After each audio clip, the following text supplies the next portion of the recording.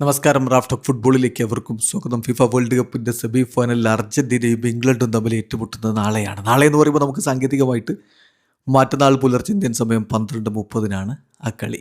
സ്വാഭാവികമായിട്ടും ഇംഗ്ലണ്ടും അർജന്റീനയും തമ്മിൽ എപ്പോൾ ഏറ്റുമുട്ടുമ്പോഴും ആ ഫോക്ലാൻഡ് ദ്വീപുകളുടെ മേലുള്ള അവകാശ തർക്കവും മറ്റുമൊക്കെ വലിയ വാർത്തയാകും. ആ ഒരു ഫോക്ലാൻഡ് വാറിൻ്റെ 82 ഫോക്ലാൻഡ് വാറിൻ്റെ കാര്യങ്ങളൊക്കെ ഇങ്ങനെ പറഞ്ഞു വരും.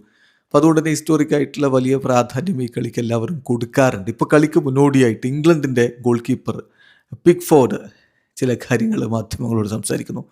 അദ്ദേഹം പറയുന്നു, ഇങ്ങനെയൊക്കെ ഹൈപ്പ് നമ്മൾ കൊടുക്കുമ്പോഴും it's just a football match. സ്കലോനിയും കഴിഞ്ഞ സ്വിറ്റ്സർലൻഡിനെതിരെയുള്ള കളിക്ക് ശേഷം ഇംഗ്ലണ്ടാണ് എതിരാളികളെന്ന് അറിയുമ്പോൾ പറഞ്ഞ വാക്കുകൾ അതാണ്.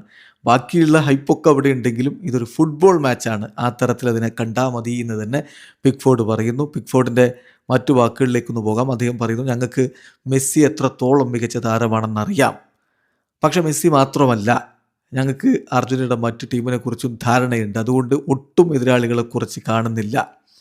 ഇത് അർജന്റീന എന്നുള്ളത് മാത്രമല്ല, 4 ബെസ്റ്റ് ടീമുകൾ വേൾഡ് കപ്പിൻ്റെ സെമി ഫൈനലിലേക്ക് എത്തിയിരിക്കുകയാണ്.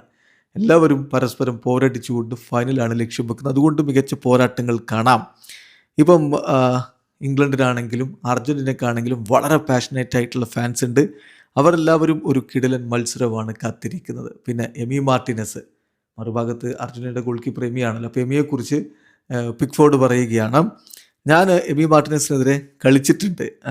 അദ്ദേഹം അപ്പം വോൾവർഹാംപ്റ്റണിൽ ലോണിലായിരുന്നു. ഞാൻ പ്രീസ്റ്റൺ നോർത്ത് എൻഡിലാണ് ഉണ്ടായിരുന്നത്. അപ്പം അദ്ദേഹത്തിന് തീർച്ചയായിട്ടും അർജന്റീന ദേശീയ ടീമിലൊരു അവസരം ലഭിച്ചു. അതിൻ്റെ അഡ്വാൻറ്റേജ് അദ്ദേഹം മുതലെടുത്തു. അദ്ദേഹം ഒരു ടോപ്പ് ഗോൾ കീപ്പറാണ് എന്നുകൂടി പിക്ഫോർഡ് സാക്ഷ്യപ്പെടുത്തുന്നു. പിന്നെ മെസ്സിയെ ഇപ്പം ഒരു പെനാൽറ്റി കൂടി, ഇനി ഇപ്പം മെസ്സി ഓൾറെഡി 2 പെനാൽറ്റി മിസ് ചെയ്തല്ലോ. അപ്പോൾ ഇനി മെസ്സി പെനാൽറ്റി എടുക്കുമെന്ന് ചോദിക്കും. കാരണം പിക്ഫോർഡിനെതിരെയൊക്കെ പെനാൽറ്റി എടുക്കുമെന്ന് ചോദിക്കുമ്പോഴുള്ള മറുപടി, ഞാൻ വിചാരിക്കുന്നില്ല മെസ്സിക്ക് പെനാൽറ്റി പേടിയാണെന്ന് ഞാൻ കരുതുന്നില്ല. അദ്ദേഹം ഇനിയും ധൈര്യമായിട്ട് പെനാൽറ്റി എടുക്കും എന്ന് തന്നെ പിക്ഫോർഡ് അവിടെ പറയുന്നു.